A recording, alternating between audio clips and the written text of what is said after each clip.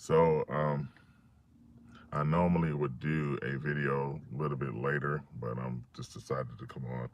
Okay, so um, from a website called Now the End Begins, it says exactly 66 days between the signing of the Abraham Accords to the signing of the Jerusalem Declaration.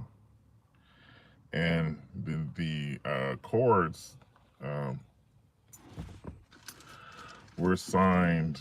Um, Volume up. Volume up. You mean it's too low? I think so. I think they're just coming on here doing this.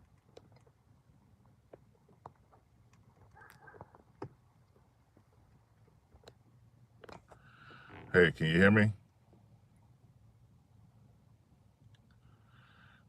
Okay. So I hope it's not too low because I normally do this phone a lot. Anyway, it says there are exactly 666 days of the signing of the Abraham Accord to the arrival of Joe Biden in Israel to sign the Jerusalem Declaration, paving the way for a two-state solution. So this is in the works. So the Abraham Accord happened September 15, 2020. And we know that the Jerusalem Declaration, good morning, the Jerusalem Declaration happened just a few days ago, July 13th, 2022. Also, there was a buck moon that was in the sky. And normally the moons represent Israel as they signal a warning to Israel. And a lunar, which is the sun, I'm sorry, a eclipse uh, for the sun represents the Gentiles. So with this being said, this is fascinating information to say the least. And that's when all the countries begin to sign cooperation with Israel. So the Antichrist will sign a covenant he comes to confirm the covenant with many, and he would do that for 1 week or one heptad or one Shemitah cycle. Now, I just wanted to read some scripture today, and I apologize for the volume once again. I want to read some scripture pertaining to dividing God's land. First of all, I want to start off with um, Joel 3:2. It says, I will also gather all nations and will bring them down into the valley of Jehoshaphat and will plead with them there for my people and for my heritage Israel, whom they have scattered among the nations and parted my land. Um, okay, so, and then I got some more verses pertaining to dividing Israel. This is the covenant that God made. It's in Genesis 15:18. On that day, the Lord made a covenant with Abraham and said, to your descendants, I will give this land from the river of Egypt to the great river Euphrates. First of all, I want to make a prediction. It's also could be considered a prophecy because I got this a while back, and to me, it's just everybody should realize this is going to happen. Everybody should have got this prophecy, understanding Bible prophecy, that Israel, and we see it happening in the news. We see an interim government in Israel, which is a stew pigeon government. It just doesn't have any power, which you assume it doesn't have any power. And then you have this president coming from the United States who has the lowest approval rating ever amongst presidents.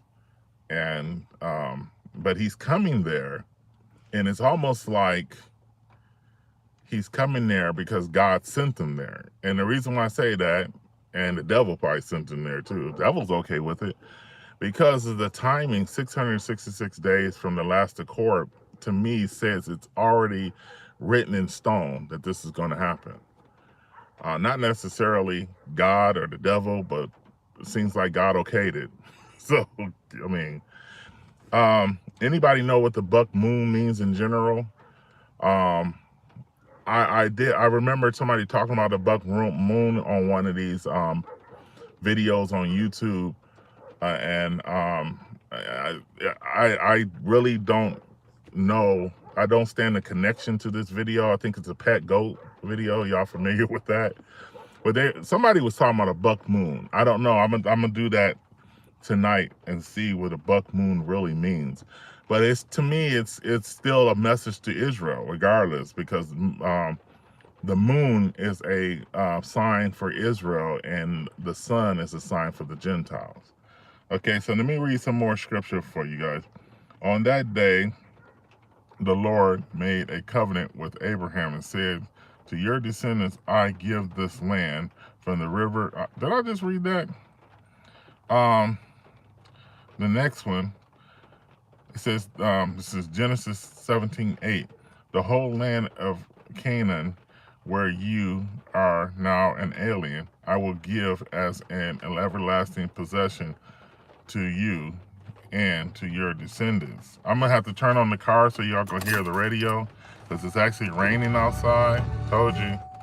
Hopefully I don't get no red flag. Okay, now I gotta open the door, shut off the radio. Sorry about that. Because it's raining outside. I was getting wet. I tried to plant Israel in their land, never again to uproot them. And it says, "From the land I have given them, saying the Lord your God." Now, Israel is going to take territory in the coming war against Iran. Well, it's not a, well, Israel is going to, for some reason, unless they're provoked by Iran, for some reason, Israel's going to go in and destroy Iran's nuclear facilities.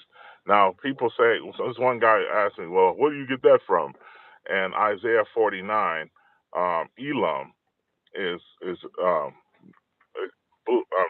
devastated. But I got it from Bill Solis, who was a guest on my show at one point. Bill Solis came on my show.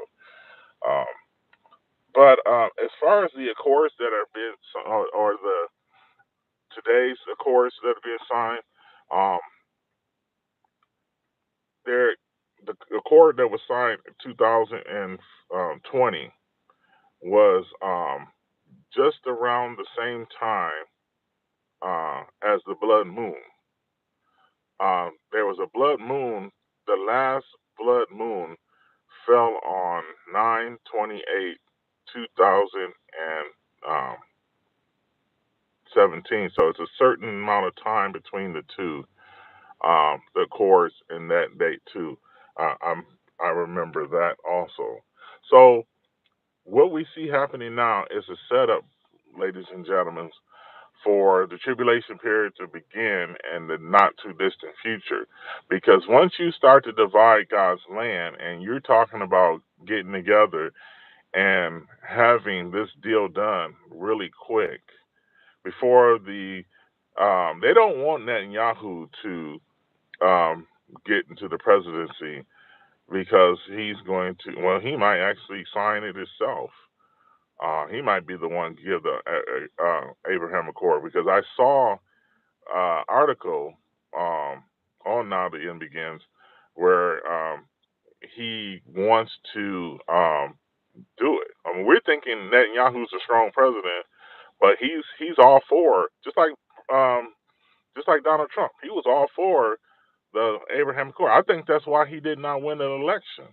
I think that's why he did not win a second term, because he turned. It's almost like he did. I mean, out of ignorance, um, Donald Trump did a lot of things out of ignorance. I mean, he's a smart guy, but he did a lot of stuff out of ignorance, including the rapid speed or whatever they call that thing with people getting I can't really say it, so I call it rapid speed. Um, so we are in some perilous times, folks. Jesus Christ is coming back soon. Um, I feel so. My heart is broken. Um, I'm a happy guy. I'm a joyful guy. I hate to use that word happy because the world uses happy. Christians, believers use joy. I'm a very joyous person, but my heart is broken because people don't get it. I mean, this is written in stone. It's already been written. God has already written these things, but my heart is still broken, and yours probably is too. But just keep talking to your family members. Keep warning them. Keep giving them, encouragement to come on, come to Jesus before it's too late. They're gonna look at you just like they looked at Noah. Um, they're gonna they looked at Noah and they laughed at him and they scoffed at him, and especially the family members can hurt your feelings. And you thinking, instead of just understanding what, because put yourself in their shoes.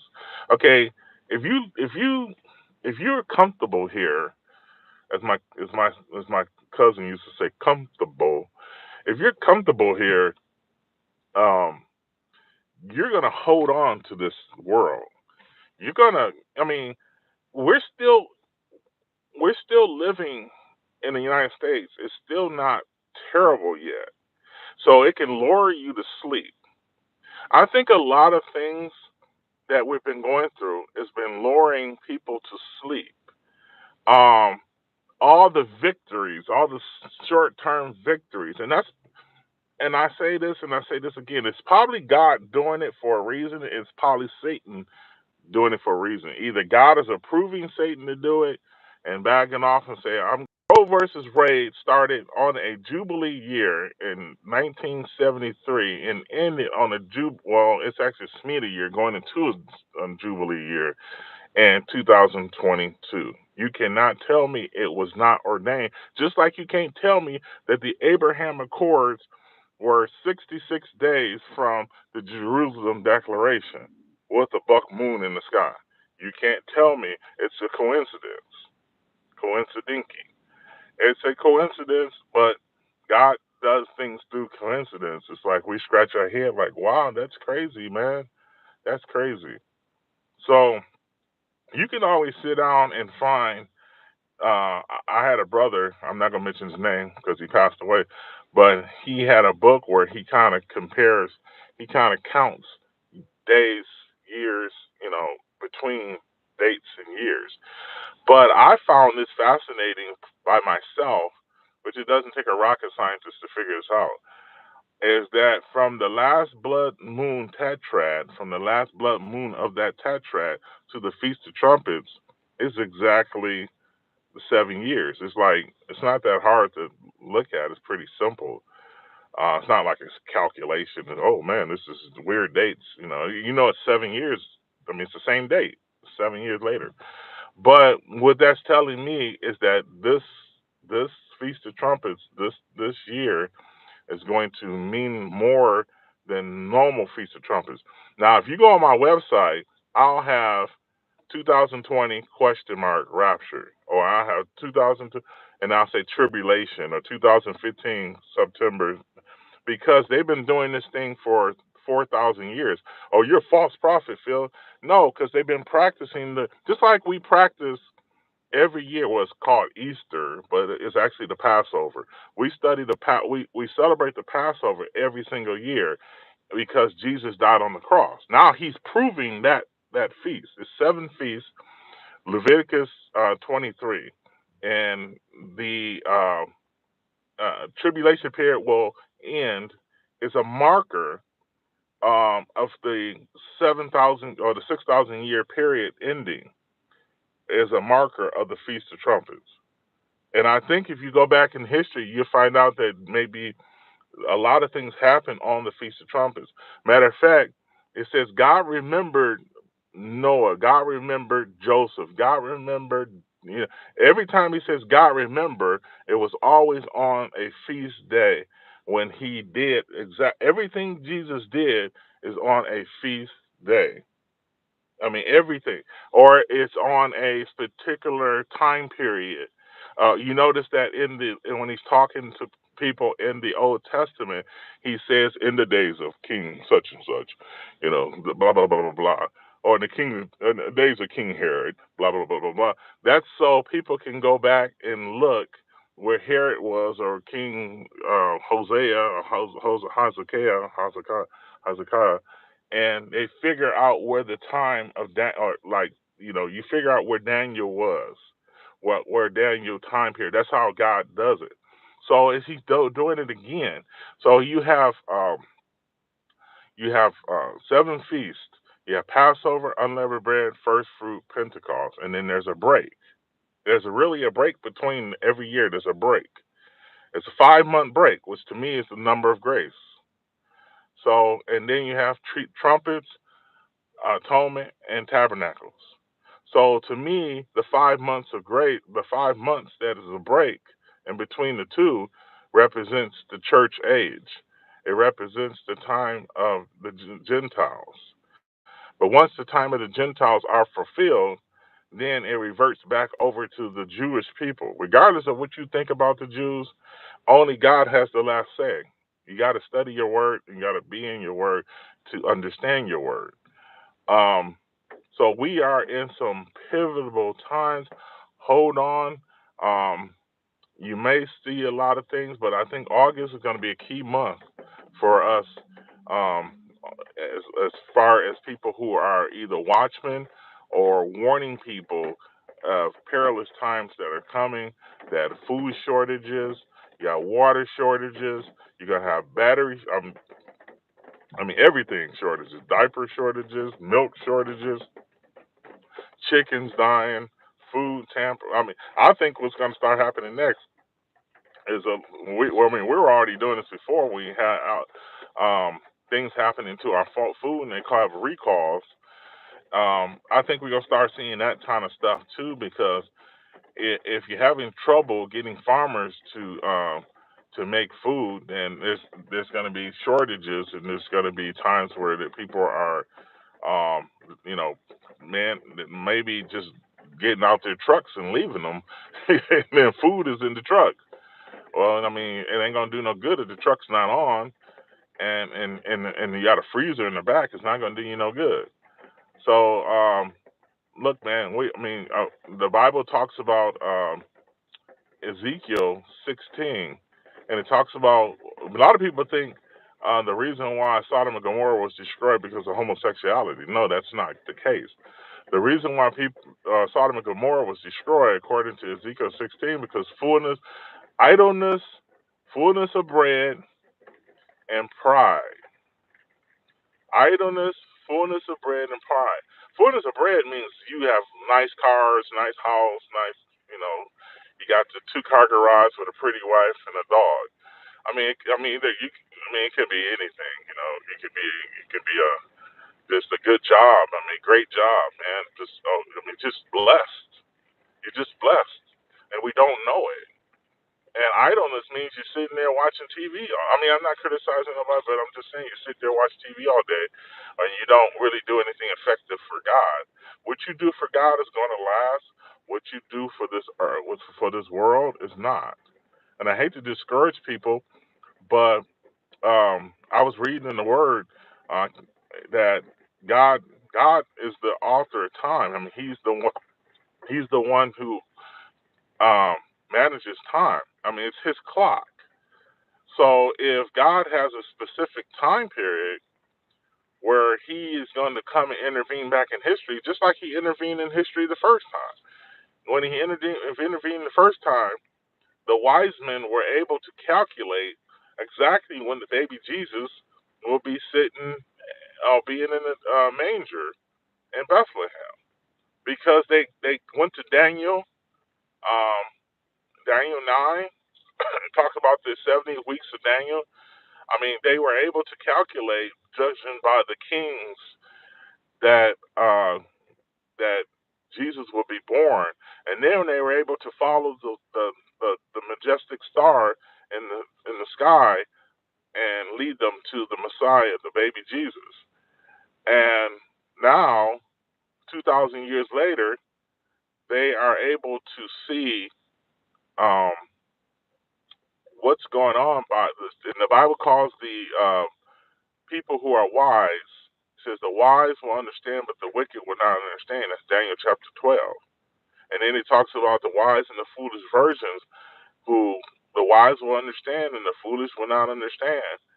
And it's based off having God's Spirit and being led by the Spirit and understanding things by the Spirit and being enlightened by the Spirit. But there's still people who don't follow God that's still more enlightened than the people in the church that follows God. I mean, I'm confused. You can't tell something's wrong? I mean, you you know from Adam and Eve it was into Jesus it was 4,000 years, and from Jesus to now, even if the Y2K didn't happen, you still you still know that it was 2,000 years ago. That's why I said on the video, people couldn't hear me. That's why it was so important to know and not let the devil fool you from the beginning. He fooled Adam and Eve from the beginning, where he says, "Oh, there were millions of years before, you know, and there are civilizations who God did not say anything about. I mean, it might be true, but God did not say anything about people before Adam and Eve. If He wanted you to know that, He would have said, "And before Adam and Eve, there was." I mean, He has a sleight of hand in there, maybe that you can assume that there are people before, but that's not our problem. I mean, that's not for us to know. But you got the whole Bible in front of you. When you start talking about things that happened before the Bible, you really off base. And what happens is you miss the 6 day, you miss the 7 day theory. I mean, the seventh day creation thing. And if you miss that, you miss mirrors of what God might be trying to do. For instance, I know it's a Gungarian calendar. Please don't get on me about this. But Sunday through Saturday is 6 days, and on the seventh day, which is Sunday, he will rest. If you go to Hebrews chapter 4, it says that men will refuse to enter God's rest, meaning there's 6,000 years that God will give man, and on the 7,000 year, He'll call it to completion. So, if you really want to know God's time schedule, you have to study the Bible. And Hosea 6:4, it says, "After 2 days He will revive us. On the third day He will raise us up, that we will be in His sight." That is Him talking to the Jewish people, saying, after 2 days He will revive them after Jesus Christ, from Jesus Christ to 2000, on the third day, which is the beginning of the third day, which a day to the Lord is 1,000 years and 1,000 years of the day. So think of the whole world as 6,000 years. And on the 7,000 year, the tip of the end of the 6,000, going into the 7,000, God will call them up, or God will bring everything to completion. And then what's odd about the whole thing is one day I was laying in the bed with my phone, and we need to stop doing that because of the radiation. But I'm sitting there thinking, I said, what's 6,000 divided by 7? So I say, and then it didn't come out. So I said, okay, let me take 5,999 and divide it by 7. Boom, it came out even. So God is dividing the whole world into 7 year increments minus one, and I don't know the one come from Jesus being born in the year zero or Adam something to do with Adam and Eve. I have no idea, but it came out perfectly. And if you go to Genesis, chapter 6, about the Noah and the ark and the Nephilim and all this other stuff, he says, man, he says, my spirit will not always strive with man, for his time would be 120 in years. Okay, so we're thinking since everybody were old as dirt, Methuselah was 980 something years old. Now, think about this for a minute. Noah said, God told Noah, my spirit will not always strive with men. That tells you right there, he's not talking about 120 years. Therefore, I'm going to kill you at 120 years because my spirit is. No, he's not. He's saying 120 has to do with something in the Bible. So you go to Leviticus 25, and it talks about the Jubilee. Good morning, Harry. Gary. Sorry, I called you Harry. Sorry, and I saw the H. That's why I called you Harry. Gary, Harry. So what happened is 120 times 50 is 6,000 years. So that's what he was saying. And what's so funny about the whole thing is that after Jesus rose from the dead and he hung around for 40 days, on the 50th day, um, the disciples went up to the upper room, and there's 120 people there, and he was trying to tell you something. He was trying to tell you something. He was trying to tell me, you and I something. He was saying, hey, this is 120 people up here representing 120 Jubilee cycles. 120. He could have had 130. He could have had 121. He could have had 150 people. 120. So he's trying to tell us something. So the things you see now is fast paced. Every time I can't even get on here and say anything. I can't even get on here if I wanted to and just cover everything because it's stuff that I'm leaving out. You can't do it. It's just so many things that wow. Anyway, I want to tell you guys that the covenant of the Antichrist will be signed by many. Now, many could mean millions. For some reason, everybody's involved, or it could mean many countries. Now, it talks about the fig tree generation in Matthew 24, but it says in Matthew 24 and Luke 21 or 17, it says, learn the parable of the fig trees.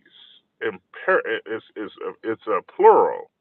So it's talking about fig trees. It's not just talking about Israel. So you see all these fig trees. You see Russia, you see Lebanon, you see Hezbollah, you see Syria. All of these countries got represented by trees. I don't know if y'all know that. Even my state has the cherry tree. What is your tree in your state? I mean, I'm pretty sure your state has a tree, but biblically, Lebanon might have a tree like cedar tree or oak tree. I don't know. I don't really know. Don't ask me. But I'm just saying, um, each country has trees. That's why he says, learn the parable of the fig trees. I'm just joking. Anyway, so you see the fig trees. You see the countries of Ezekiel 38 and 39 meeting together in Iran next week to talk about Lord knows what.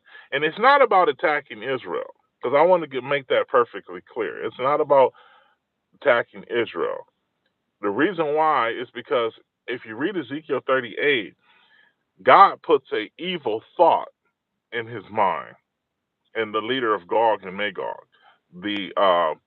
the person who will lead the confederation, and to be the number one countries is Russia, Turkey, and Iran. Now, I want y'all to keep y'all close eye. Anybody here, hopefully nobody who's watching this video is going to be here when this stuff happens, but um, watch Turkey.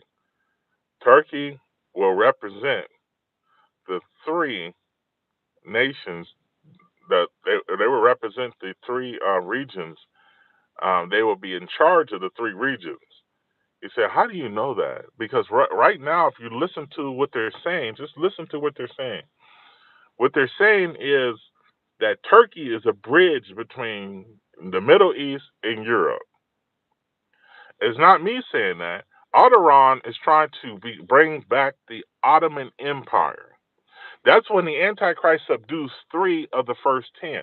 They say, oh, I love Perry Stone. I like Perry Stone, even though he had them issues. But I like Perry Stone. I like other people who teach stuff. Um, I don't, to a point where, you got to forgive. I don't know what he's done, but he needs to admit what he's done. And so he needs to repent. But that's up to him. Hopefully he does. But I got that from him where he says, another Bible prophecy teachers who say the Antichrist rips up the three and chews them up and spits them out. No, he doesn't. No, he doesn't. If the word subdue means, it says he subdued the it says you see a little horn come up before three fall, or before three he subdues three. Subdue means to take care of the lawn. It means to go cut it, go plant, go nurture. Noah was told to go subdue after he got off the ark. Adam and Eve was told to subdue after they left out of the garden. Subdue is to take care of. Okay, so the Antichrist will become. This is just me. I mean, this is what I interpret the Bible saying. The little horn is a mere effect of Antiochus Epiphanes. Antiochus Epiphanes came from the country of Alexander the Great, with four generals who split up. And the Seleucid Empire is where, that's where Antiochus Epiphanes came from. And he was from Syria, Iraq area, somewhere in that area, which Syrian means Syria, so he's from the Assyrian Empire. So the Antichrist will come. This is just what I see, is that he will be the next leader after Damascus is destroyed, and the leader of Syria probably either steps down or he's dead, and Syria will have a new leader who will come up from him, and then he will take over the three as a Ottoman Empire. He's not there yet. He's not never been on the scene. People say, well, this person's the Antichrist, Obama's this person. The Antichrist has never been on the scene. Never. You have never seen him before. So whoever this guy is, he'll be a good looking guy. The Bible calls it, I probably only heard one person say how he looks. The Bible says he should have a look more stout than his fellows. And then it says he has a mouth speaking great things. And then he says, it calls him the king of fierce features. That means he's a good looking guy that looks intimidating. 6'4", he's very intimidating, looks like a mafia member, tan, green eyes, character lines, maybe 40 years old, maybe 50, maybe even younger, maybe in his 30s. But this guy will be highly intelligent because he's influenced by the devil. So, and he might be coming to the scene pretty soon. And I told you guys on another video, look for the Mediterranean Union to form into another shape. They're going to take this Mediterranean Union and reshape it into a smooth union. What I mean by that is Adolf Hitler was as evil as he was a smooth operator. I mean, if you look at Adolf Hitler's pageantry, what pageantry is, the swastika, the movements, the torches and the flames and that thing. I mean, it's just sorry to do it that way, but to me, he has some style. So imagine the Antichrist. They like to market people, so the Antichrist is going to be well marketed, where he looks sharp. I think he's coming from Turkey. I think Turkey is going to play a big part in that. And that crescent star is going to be on the side of his patch, and he's gonna be smooth as all outdoors. I hate to say it. I'm saying, seeing. What do you mean? What are you saying? Well, anyway, I ain't trying to see it. I'm trying to leave, whatever that means. I'm sorry. I don't know what you're talking about, but sorry about that. I really don't know what you're saying. Anyway, so I didn't want this video to go that long, so 34 minutes is perfectly fine. So God bless you guys. I'll try to come back on, stick with the news, stick with Bible prophecy, but I'm going to be preaching the gospel sometime where you guys see me just going at it with some other subject and then whatever. Anyway, God bless you guys. You guys have a wonderful day. See y'all later. God bless.